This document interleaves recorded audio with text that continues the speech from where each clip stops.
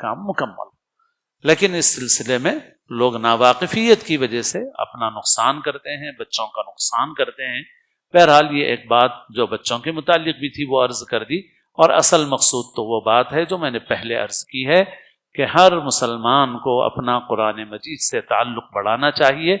اور بڑی عمر کے لوگ بھی کسی کے پاس جا کر سیکھ سکتے ہیں تو ان کو سیکھنا چاہیے، اپنی تجوید اچھی بنانا چاہیے، ناظرہ اچھا بنانا چاہیے تاکہ تیزی کے ساتھ قرآن پڑھنا آئے، اور قرآن مجید کی تلاوت کا کثرت سے اہتمام کرنا چاہیے، اور اپنے تمام بچوں کو چاہے وہ اسکول کی لائن میں ہو کسی لائن میں ہو ان تمام بچوں کو اس اعتبار سے پختہ بنا دینا چاہیے. انشاءاللہ اگر ان کو قرآن اچھا پڑھنا آئے گا، قرآن کی تلاوت کا ذوق رہے گا، قرآن کی تلاوت کے عادی رہیں گے، تو انشاءاللہ یہ تلاوت ان کے ایمان کے لیے محافظ ثابت ہوگی انشاءاللہ، اور وہ ہر قسم کے فتنوں سے گمراہیوں سے انشاءاللہ محفوظ رہیں گے.